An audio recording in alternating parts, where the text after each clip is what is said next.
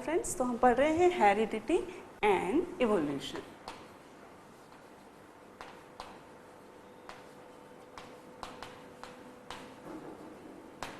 Okay, सो अब तक हमने क्या पढ़ा कि एक्चुअली हेरिडिटी क्या होती है, ठीक है, इनहेरिटेंस क्या होता है, ठीक, जेनेटिक्स क्या होता है, ये सब हम जान गए हैं, ठीक है। तो हेरिडिटी वो कैरेक्टरिस्टिक्स होते हैं, वो फीचर्स होते हैं एक ऑर्गेनिज्म के जो कि उसके पेरेंट्स के द्वारा उसमें इनहेरिटेड होते हैं, ठीक है, पास ऑन होते हैं। तो those are called as inherited traits, और इन ट्रेट्स की स्टडीज को हम कहते हैं हेरिडिटी, और study of heredity is called as genetics, ठीक है। तो आज हम पढ़ेंगे कि हेरिडिटी के बेसिक लॉज क्या हैं, ठीक है। हेरिडिटी आपको अच्छे से समझ में आ गया।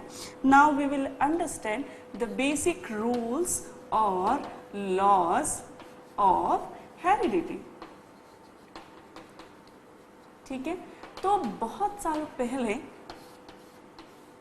एक बॉटनिस्ट थे जिनका नाम था ग्रेगर मेंडल,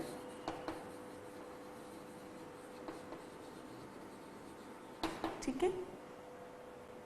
तो इन द 18th सेंचुरी जो ग्रेगर मेंडल थे, उन्होंने एक्चुअली क्या किया, सबसे पहले वो एक बॉटनिस्ट थे और साथ में एक और बात है कि वो मॉन्क थे, एक मॉन्क थे, और दे love gardening. So what they do is, he was a gardener and he loves botany, and he used to study on the plants with the gardening. So what he did many of the experiment on the pea plant, and so its name is Pisum sativum. So what Gregor Mendel did, he did experiment on the pea plant, and so he is famous for his pea plant experiment, okay. And what he did the cross breeding of the plant, ठीक है। जैसे कि reproduction में हमने पढ़ा है क्या होता था कि सेल्फ पॉलिनेशन, मतलब एक ही प्लांट के जो फ्लावर होता है उसमें यदि पॉलिनेशन होता है सिमिलर प्लांट पे, तो that is what we call as self pollination. But एक प्लांट से दूसरे प्लांट में जब वो पॉलिनेशन होता है तो then what we call it cross pollination. So Gregor Mendel ने क्या किया कि पी प्लांट में डिफरेंट वैरायटीज होती थी, ठीक है। उनका ये जो हेरिडिटी कैरेक्टरिस्टिक्स का जो एक्सपेरिमेंट था वो पी प्लांट में काफ़ी उनको एक्सपेरिमेंट करने का मौका मिला और काफ़ी अंडरस्टैंडिंग हुई, बिकॉज पी प्लांट में काफ़ी वेरिएंट्स आते हैं, ठीक है। क्या क्या वेरिएंट्स आते हैं, जैसे कि yellow seed and green seed, okay, round seed and wrinkled seed, ठीक है। देन जो पॉड होता है, ठीक है, जो पी प्लांट, पीस जो होते हैं, मटर जो होते हैं, उसका जो छिलका होता है उसे पॉड कहा है इन्होंने। तो जो पॉड होता है उसके भी दो टाइप होते हैं, ठीक है। जो पॉड, एक येलो पॉड, एक ग्रीन पॉड, कलर चेंज होते हैं, ठीक है। दूसरा उसका शेप, एक फ्लैट पॉड होता है, flat pod and round pod, ठीक है। तो इस प्रकार पॉड में भी वैरायटी थी, सीड में भी वैरायटी मिली इसमें, और साथ ही flower, purple flower and white flower, ठीक है। तो इस प्रकार ये जो प्लांट था, ये जो पी प्लांट था, इसमें बहुत सारी वैरायटी मिलती है। एंड दूसरा ये था कि ये बहुत जल्दी, साथ ही एक और था short and long variety, short and long stem, ठीक है। इस प्रकार इन डिफरेंट वैरायटी की वजह से, और दूसरा एक बहुत अच्छा रीजन था वो ये कि दे ग्रो वेरी फास्ट। ये जो पी प्लांट है इट ग्रोज वेरी फास्ट, ठीक है। तो ये एक डिफरेंट रीजन थे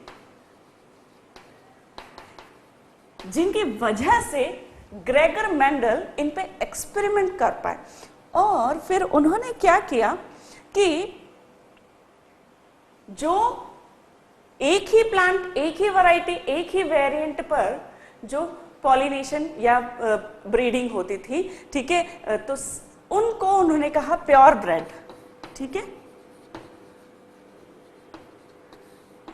प्योर ब्रेड वो ब्रीडिंग्स होती थी जो कि एक ही प्लांट से जो फ्लावर रहेंगे उन्हीं पे सेम वेरिएंट की जब पॉलिनेशन होगा या सेम वेरिएंट में जब रिप्रोडक्शन होगा तो that will call as pure bred on the same variant, ठीक है। लेकिन जब डिफरेंट वेरिएंट्स के बीच में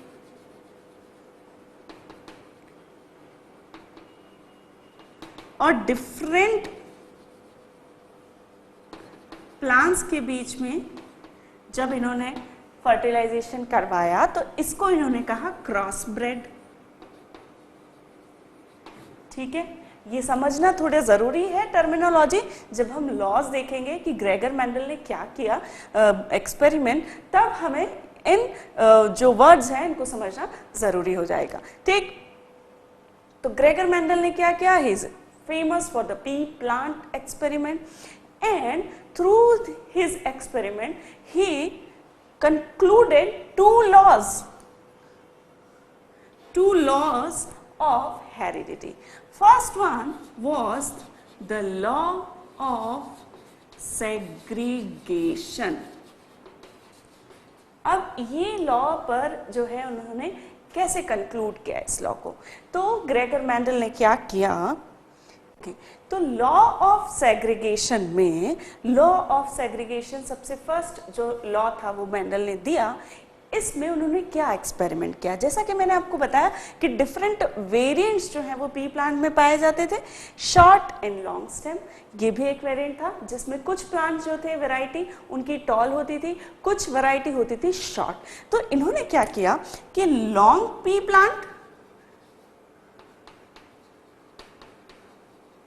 एंड शॉर्ट पी प्लांट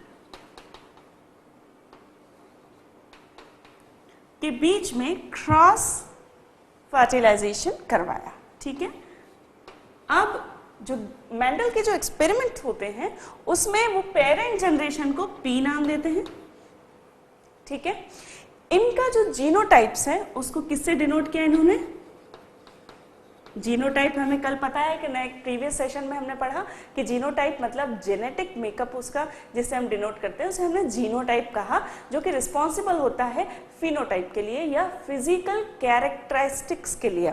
अब यहाँ पे फिजिकल कैरेक्टरिस्टिक क्या है, लॉन्ग जो है हाइट जो है प्लांट की that is a physical characteristic, और यहाँ पे जो है शॉर्ट हाइट जो है that is a physical characteristic, जिसके लिए जीनोटाइप को इन्होंने डिनोट किया capital T and small T, ठीक है। Capital T and small T से जीनोटाइप डिनोट कर रहे हैं लॉन्ग पी प्लांट का कैपिटल टी से और शॉर्ट पी प्लांट का स्मॉल टी से। अब जब क्रॉस ब्रेड हुई इनकी तो जो वैरायटी मिली ग्रेगर मेंडल को उसमें सभी लॉन्ग प्लांट मिले उन्हें, ठीक है। जब इनके बीच में शॉर्ट पी प्लांट और लॉन्ग पी प्लांट के बीच में क्रॉस फर्टिलाइजेशन हुआ और क्रॉस फर्टिलाइजेशन के बाद जब सीड प्राप्त हुए, ठीक है, जो पीज जो है जब वो ड्राई हो जाएंगे तो that will be converted into the seed. तो जो सीड्स प्राप्त हुए और उनसे जब उन्होंने फिर से प्लांट्स जो है जनरेट किए, ग्रो किए, तो उनसे जो प्लांट मिले उन्हें वो सभी लॉन्ग प्लांट थे, दे all were long pea plant, ठीक है। और इसका जीनोटाइप जो है वो क्या है सभी का, ठीक है, जिसमें ये बनाते हैं उसे क्या कहते हैं पैनेट स्क्वायर, जिसमें कि देखते हैं कि जब क्रॉस किया जाएगा तो क्या बनेगा, ठीक है। तो क्या बन रहा है आप देख सकते हैं, ठीक है। इस स्क्वायर को जिसमें ये इस प्रकार से काउंट की जाती है ब्रीड्स को, उसे पनेट स्क्वायर कहा, मेंडल ने पनेट स्क्वायर, ठीक है, पनेट स्क्वायर में जब आप रखेंगे, ठीक है, क्रॉस कर रहे हैं तो लॉन्ग प्लांट का क्या है जीनोटाइप टी टी, ठीक है, जब ये क्रॉस होगा तो जो प्रोबेबिलिटी है ये बताई जा रही है, ठीक है, this is not confirm but it is a probability. अच्छा, प्रोबेबिलिटी में क्या हो रहा है, टी टी अलग हो गए, ठीक है, लॉन्ग के, यहाँ पे स्मॉल टी के टी जो है दोनों अलग हो गए, क्यों, क्योंकि जो ऑफस्प्रिंग्स होते हैं they get the one set of genes from one parent and other set of genes from the other parent, इसीलिए एक टी इन्हें मिलेगा लॉन्ग पी प्लांट से, एक स्मॉल टी मिलेगा शॉर्ट पी प्लांट से। तो जो जीनोटाइप बनेगा इनका वो क्या बनेगा, small T capital T, small T capital T, सभी का, ठीक। And because the long pea plant के जो जेनेटिक्स होता है, ये जो कैपिटल टी है, it is a dominant gene, इसे उन्होंने कहा it is a dominant gene,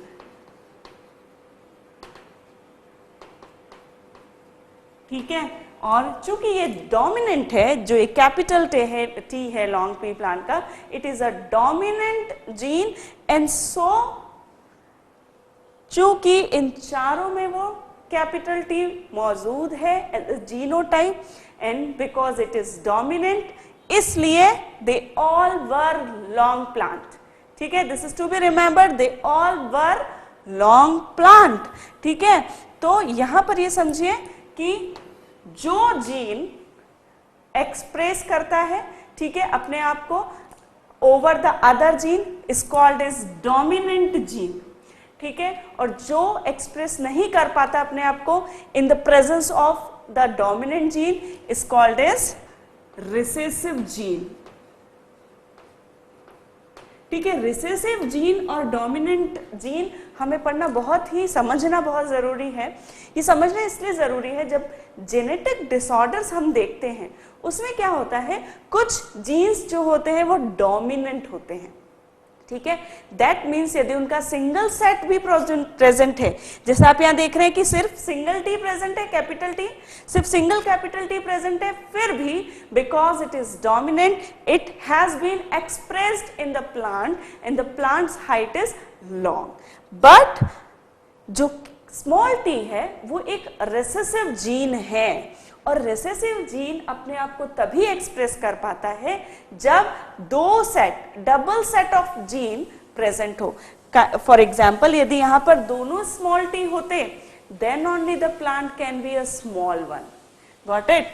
तो ये रिसेसिव और डोमिनेंट जीन बहुत सारी जेनेटिक डिजीजेस के लिए इंपॉर्टेंट होता है, ठीक है। जैसा कि हमें पता है कि जो ऑफस्प्रिंग्स होते हैं, जो डॉटर्स होते हैं, जो चिल्ड्रन होते हैं, they gate two set of gene in which the one set is got from one parent, father, and the other is from the mother. For example, यदि कोई जीन किसी डिजीज के लिए रिस्पॉन्सिबल है और वो डोमिनेंट है, तो कोई भी, ठीक है, फादर या मदर में से किसी के भी पास वो जीन यदि है तो the child will get the disease for sure.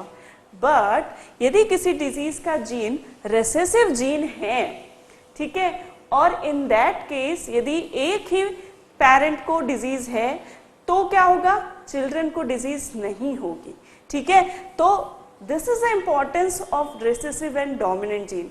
But यदि उस डिजीज का रिसेसिव जीन दोनों पेरेंट्स में मौजूद हैं तो the children will definitely get the disease, इसलिए रिसेसिव और डोमिनेंट जीन का कंसेप्ट समझना बहुत जरूरी है, ठीक। तो समझ में आया क्या किया ग्रेगर मेंडल ने लॉन्ग पी प्लांट और शॉर्ट पी प्लांट में जब उन्होंने क्रॉस ब्रेड कराया, ठीक है, तो सभी पौधे जो थे, सभी जो स्टेम, जब सभी जो प्लांट्स बने सीड्स से, दे वर लॉन्ग, इक्वली लॉन्ग, ठीक है। लेकिन इस जनरेशन को इन्होंने F1 जनरेशन नाम दिया, ठीक है। लेकिन जब इनका आपस में ये जो सीड्स थे, ठीक है, जब इनको आपस में उन्होंने फिर से जो है ब्रीडिंग करवाई, क्रॉस ब्रीडिंग, तो जो उन्हें रिजल्ट मिला उसे उन्होंने F2 जनरेशन नाम दिया, F2 जनरेशन नाम दिया। अब देखते हैं पनेट स्क्वायर में कैसे जो है फॉर्म होगा। ठीक, यदि यहां पर हम देखें, ठीक है, तो क्या होगा,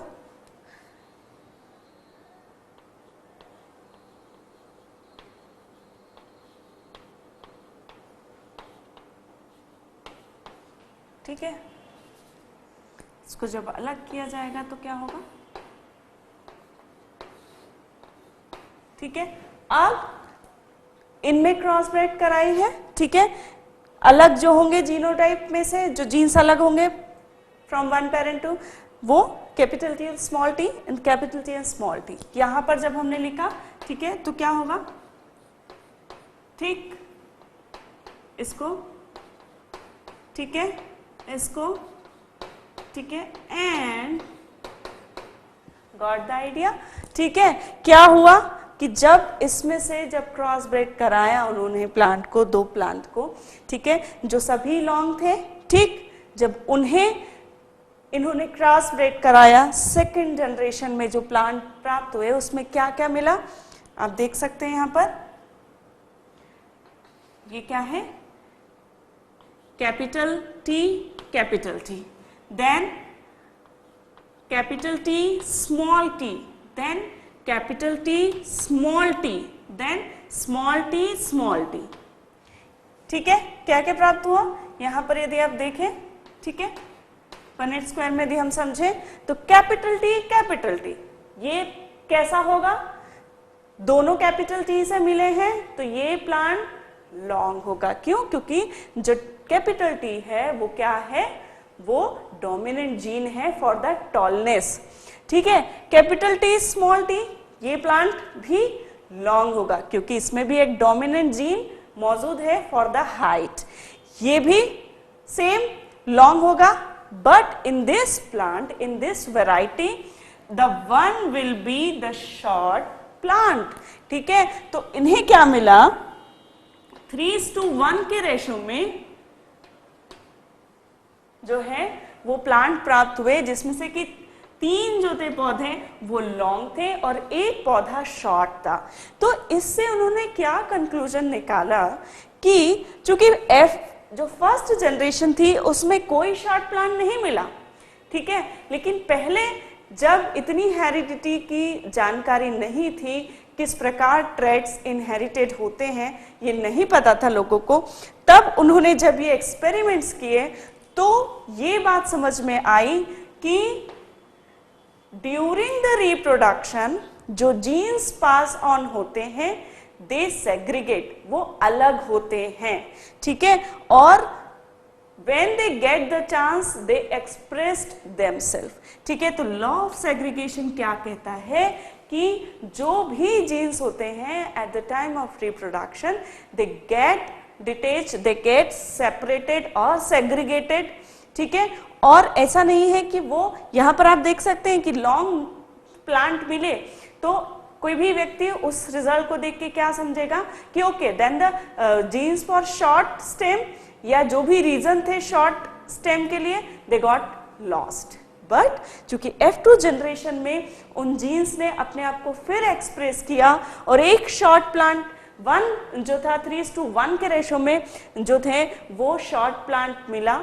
ठीक है, and so he concluded that genes get segregated, ठीक है, separated and segregated during the reproduction. ठीक है, and so this is the law of segregation. Now we will go to the law of independent assortment. ठीक, तो ये अब हम देखते हैं। ओके फ्रेंड्स, तो लॉ ऑफ सेग्रीगेशन हमने पढ़ा जो कि क्या कहता है। अच्छा, एक और बात बता दूं कि लॉ ऑफ सेग्रीगेशन को मोनोहाइब्रिड इनहेरिटेंस भी कहते हैं। ठीक है, it is also called as monohybrid inheritance. क्यों कहा इसे ऐसा? क्योंकि इसमें आप देख सकते हैं सिर्फ एक ट्रेट, ठीक है, शॉर्टनेस या टॉलनेस, या दूसरे एक्सपेरिमेंट में येलो सीड या ग्रीन सीड, ठीक है, इस पर सिंगल ट्रेट को जब लेकर एक्सपेरिमेंट किए गए तो उन्हें कहा गया monohybrid mono means single, hybrid means जो उन्हें हाइब्रिड किया जा रहा है, दो डिफरेंट प्लांट्स को जब क्रॉस ब्रीड किया जा रहा है तो उसे हाइब्रिड कहा गया। तो उनमें जब इनहेरिटेंस को, हेरिडिटी को ऑब्जर्व किया गया, एक्सपेरिमेंट किया गया, तो that is called as monohybrid inheritance. तो मोनोहाइब्रिड इनहेरिटेंस में लॉ ऑफ सेग्रीगेशन हमने पढ़ा, जिसमें कि मेंडल्स ने हमें बताया कि genes get segregated during reproduction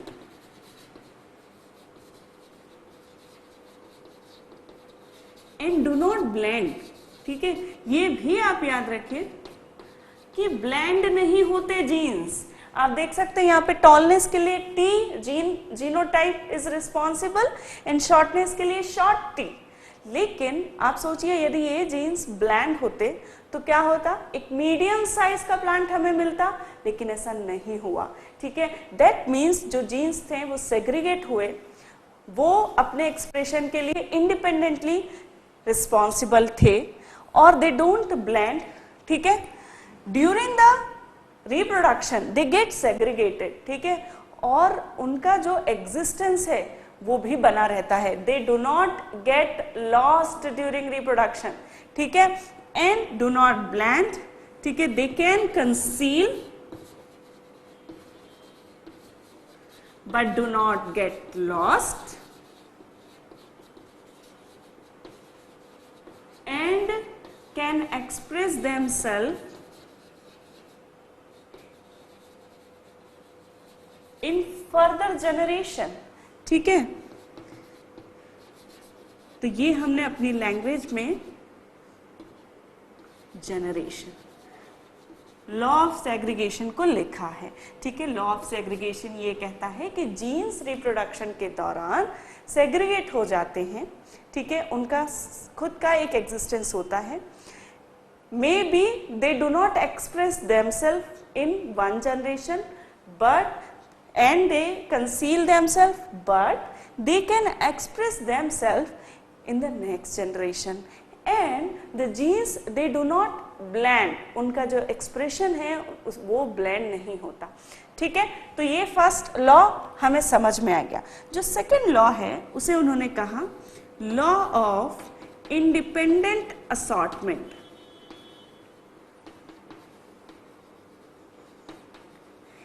इस लॉ को डाइहाइब्रिड इनहेरिटेंस कहा जाता है। क्यों कहा जाता है ऐसा? क्योंकि जो मेंडल थे उन्होंने दो कैरेक्टरिस्टिक को या दो इनहेरिटेड ट्रेट्स को लेकर ये एक्सपेरिमेंट किया था एंड इसलिए इसे कहते हैं डाई मीन्स टू, हाइब्रिड समझ में आया, इनहेरिटेंस। ठीक, तो it is called as dihybrid inheritance. ठीक, तो इसमें अब उन्होंने क्या किया, जैसा कि मैंने आपको बताया ऑलरेडी कि पी प्लांट में बहुत सारी डिफरेंट वैरायटीज प्रेजेंट होती थी। ठीक है, जैसे long plant, short plant, yellow seed, green seed, wrinkle seed, round seed. तो इन्होंने क्या किया, दो कैरेक्टरिस्टिक लिए, राउंड एंड येलो सीड। ठीक, and green and wrinkled seed. अब राउंड के लिए जो रिस्पॉन्सिबल थे वो आर, ठीक है, और येलो के लिए जो रिस्पॉन्सिबल थे वो वाई लिए। ग्रीन के लिए जो रिस्पॉन्सिबल थे वो स्मॉल आर और स्मॉल वाई। ठीक है, तो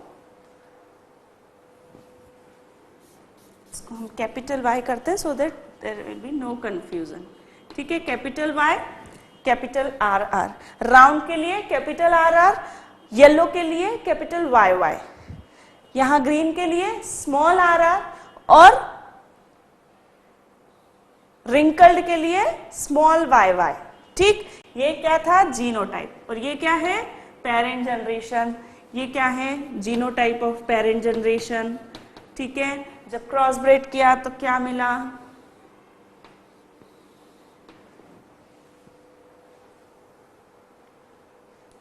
जीन्स जो अलग हुए गैमेट्स में वो कौन कौन से होंगे, इसमें से आर वाई, इसमें से small R Y, small R Y.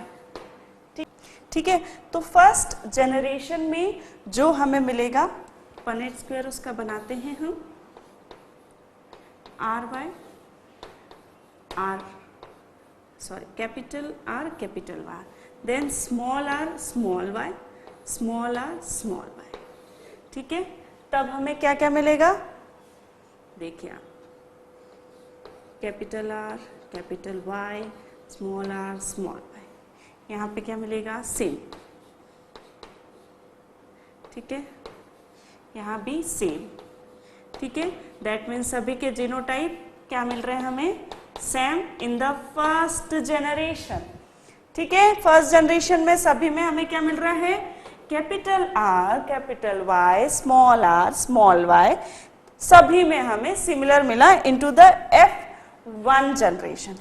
तो F1 जनरेशन में जो जीनोटाइप हमें मिला वो था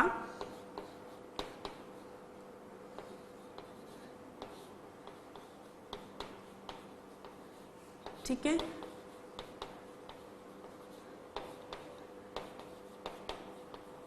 इसका मतलब चूंकि कैपिटल आर और capital Y for the round and yellow seed ये डोमिनेंट जीन है, इसलिए सभी प्लांट F1 जनरेशन में हमें क्या मिली, F1 जनरेशन में हमें सभी क्या मिले, राउंड एंड येलो सीड। समझ रहे हैं आप कि जब उन्होंने फर्स्ट जनरेशन के प्लांट प्राप्त किए after the cross breeding of round and yellow seed and green and wrinkle seed, कैसे क्रॉस ब्रीडिंग करी, राउंड एंड येलो सीड से जो प्लांट बना, जो फ्लावर्स आए, ग्रीन एंड रिंकल सीड से जो प्लांट बना, जो फ्लावर्स आए, उनमें क्रॉस ब्रीडिंग कराई। उस क्रॉस ब्रीडिंग से जो F1 जनरेशन के सीड मिले उसमें सभी seed round and yellow seed थे। ठीक है, राउंड एंड येलो सीड थे सभी।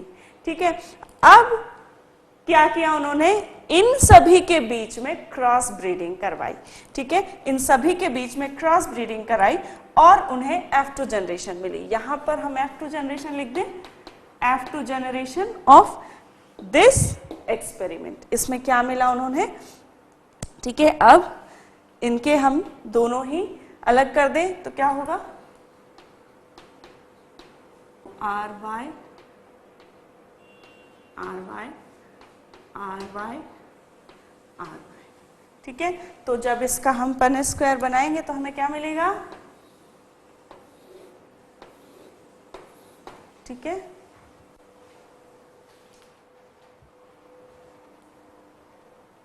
ओके।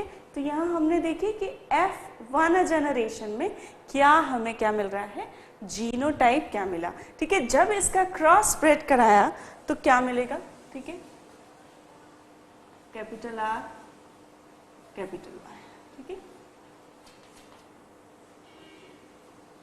ठीक है, जब ये क्रॉस ब्रेड होगा तो क्या होगा, F2 जनरेशन में क्या जीनोटाइप होगा, F2 जनरेशन में जो जीनोटाइप होगा वो होगा कैपिटल आर कैपिटल वाई, ठीक है, स्मॉल आर स्मॉल वाई, ठीक है, देन कैपिटल आर और small Y and small R and capital Y. इस प्रकार जो जीनोटाइप है, जब ये क्रॉस मिलेंगे तो जो जीन्स हैं वो सब सेग्रीगेट होंगे, तो क्या जीन, ये जीनोटाइप बनेंगे। अब हम पनेट स्क्वायर बनाकर देखते हैं तो हमें पता चलेगा कि हमें कितनी वैरायटीज जो है वो मिलेगी, क्योंकि हमें पता है डोमिनेंट जीन कौन सा है और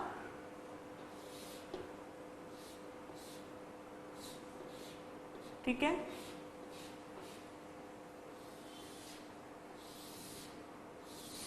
ठीक है, इधर भी सेम जीन लिखेंगे, जब क्रॉस होगा तो क्या होगा यहां पर,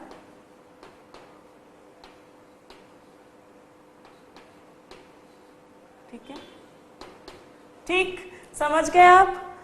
capital R capital Y dominant gene है किसके लिए, राउंड एंड येलो सीड के लिए, राउंड के लिए कैपिटल आर, येलो के लिए कैपिटल वाई। ठीक है, ग्रीन के लिए स्मॉल वाई और रिंकल्ड के लिए स्मॉल आर। ठीक है, समझ में आ रहा है। अब जब क्रॉस ब्रेड होगी तो क्या जीनोटाइप बनेगा, F2 जनरेशन में क्या प्लांट्स बनेंगे, उनका क्या जीनोटाइप होगा, यहां पर आप इजीली देख सकते हैं। ठीक है, क्या हो रहा है,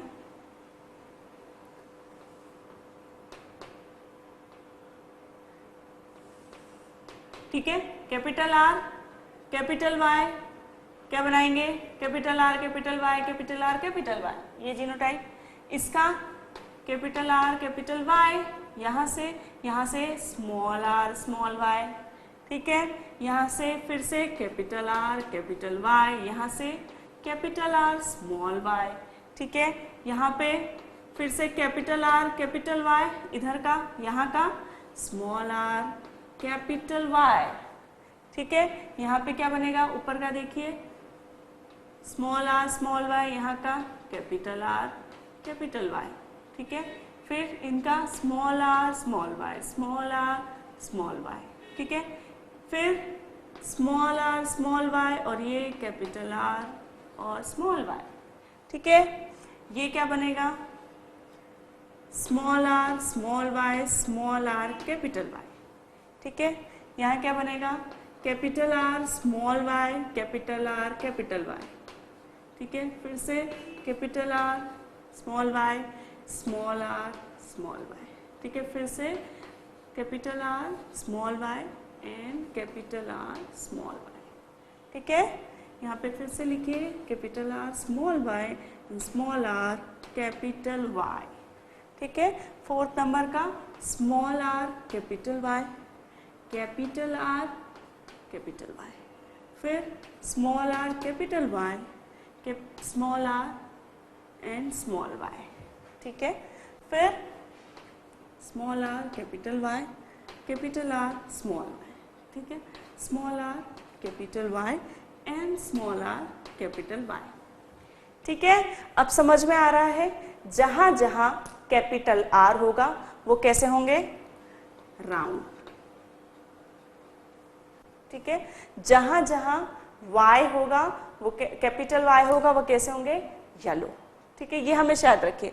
अब कैपिटल आर और कैपिटल वाई में कौन कौन से, देखिए इसमें क्या है सर, इसमें क्या है, कैपिटल आर भी है कैपिटल वाई भी हो, तो ये क्या होगा, राउंड एंड येलो। ठीक है, राउंड एंड येलो। यहाँ पर भी एक एक दोनों के जीन्स हैं और चूंकि डोमिनेंस है तो ये क्या होंगे, राउंड एंड येलो। ठीक है, यहाँ पर भी दोनों जीन एक एक जीन्स दोनों के हैं और चूंकि डोमिनेंट है तो एक जीन भी क्या बनाएगा उसको, राउंड एंड येलो। यहाँ पर भी राउंड एंड येलो। ठीक है, अब और कहाँ कहाँ दिख रहा है आपको राउंड एंड येलो, यहाँ पे। ठीक है, यहाँ पे क्योंकि यहाँ पे दो आर है और एक कैपिटल वाई है, that means it will be a round and yellow. ठीक है, यहाँ पे भी राउंड एंड येलो। ठीक है, और यहाँ पे भी राउंड एंड येलो। ठीक है, और यहाँ पे भी राउंड एंड येलो। ठीक है, कितने हो गए, 1 2 3 4 5 6 7 8 9। दैट मीन्स राउंड और येलो सीड्स जो हैं वो कितने मिल रहे हैं, यहाँ पे 9 मिल रहे हैं। ठीक है, उसके बाद क्या एक्सप्रेशन होगा वो हम समझते हैं, उसके बाद जो बच गए हैं वो हम देखते हैं। ठीक है, इसको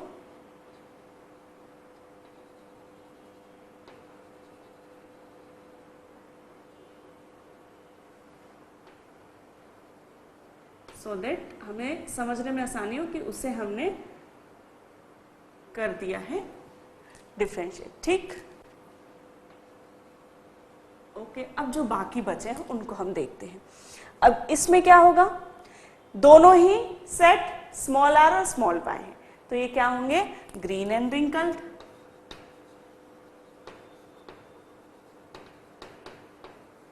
ठीक है, ग्रीन एंड रिंकल्ड।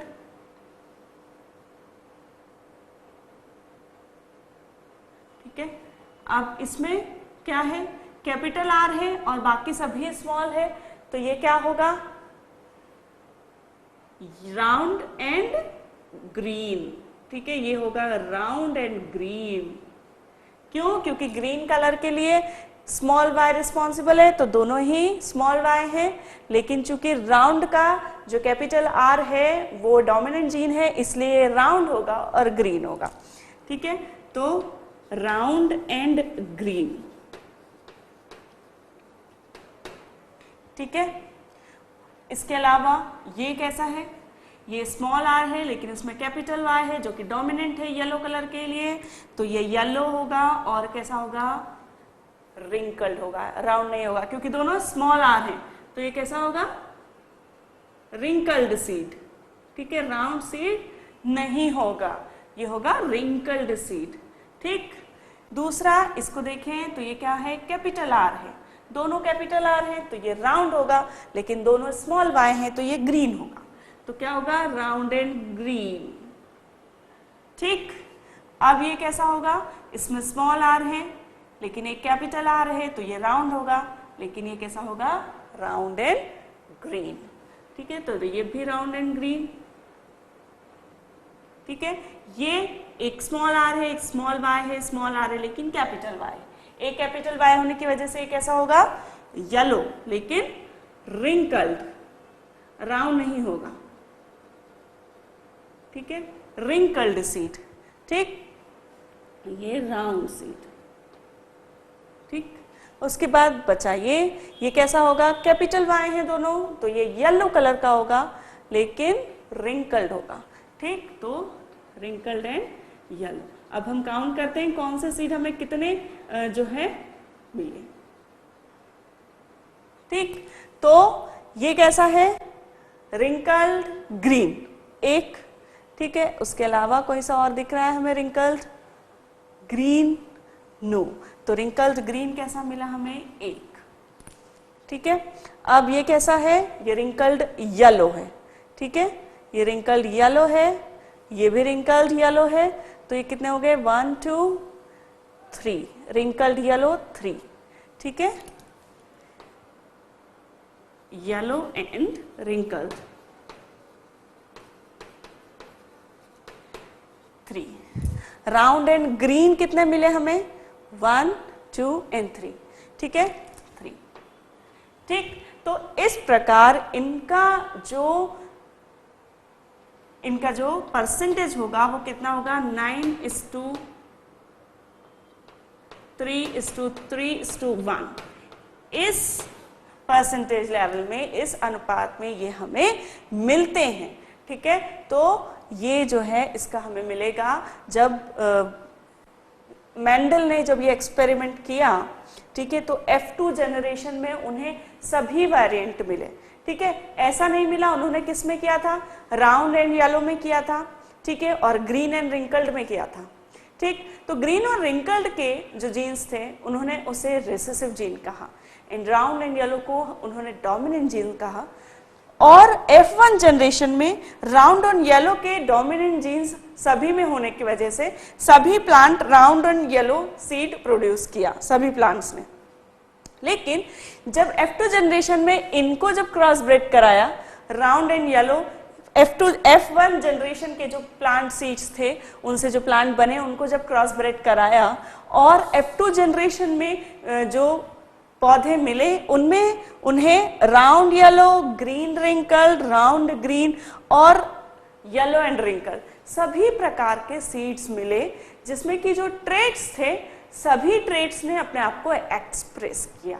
और इस प्रकार इस लॉ को उन्होंने कहा इंडिपेंडेंट असॉर्टमेंट। दैट मीन्स कि जब उन्होंने दो डिफरेंट ट्रेट्स को लिया और उस पर एक्सपेरिमेंट किया, तो जो रिजल्ट आया उससे उन्होंने कंक्लूजन निकाला कि जो जीन्स ट्रेट्स के लिए रिस्पॉन्सिबल होते हैं वो उनका एक इंडिपेंडेंट एक्सप्रेशन होता है। ठीक है, और दे डू नॉट ब्लेंड। ठीक है, and they express themselves in any generation. ठीक है, तो ये जो था उसे उन्होंने कहा इंडिपेंडेंट असॉर्टमेंट। ठीक है, क्योंकि इसमें भी क्या हुआ कि राउंड एंड येलो हुआ, हमने लिए राउंड एंड येलो सीड थे, लेकिन सिर्फ सेकेंड जनरेशन में भी ऐसा नहीं हुआ कि round and yellow and wrinkled and green हमें मिले। लेकिन हमें सभी वैरायटी मिली, हमें ग्रीन के साथ रिंकल भी मिला, ग्रीन के साथ राउंड भी मिला, ठीक है, येलो के साथ राउंड भी मिला और येलो के साथ रिंकल भी मिला।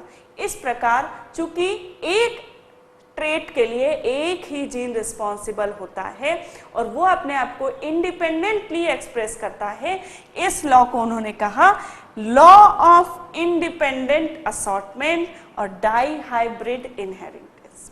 ठीक है, तो ये बेसिक लॉ हैं हेरिडिटी के जो हमें जानना जरूरी है कि जीन्स जो हैं वो रिप्रोडक्शन के वक्त सेग्रीगेट होते हैं, they express themselves in any generation, they can express themselves, they can conceal but they do not get lost, and the genes they do not blend। ठीक है, in genes some are dominant, some are recessive। ठीक है, when one set of gene is present for anything and it is dominant, it will express itself anyhow, but for recessive genes to express there should be two set of genes should be present। ठीक है, ये भी उन्होंने बताया। Then उन्होंने जो है independent assortment बताया कि सभी जीन्स जो हैं दे एक्सप्रेस देमसेल्फ इंडिपेंडेंटली। ये बहुत ज़रूरी है इंडिपेंडेंटली जानना हमें कि जीन्स जो हैं एक सिंगल ट्रेट के लिए सिंगल जीन रिस्पॉन्सिबल होता है। ठीक, तो ये हमने देखा लॉज ऑफ हेरिडिटी। अब हम देखेंगे कि हाउ जीन्स एक्सप्रेस, किस तरीके से क्या मैकेनिज्म है जिसके थ्रू जीन्स अपने आप को एक्सप्रेस करते हैं।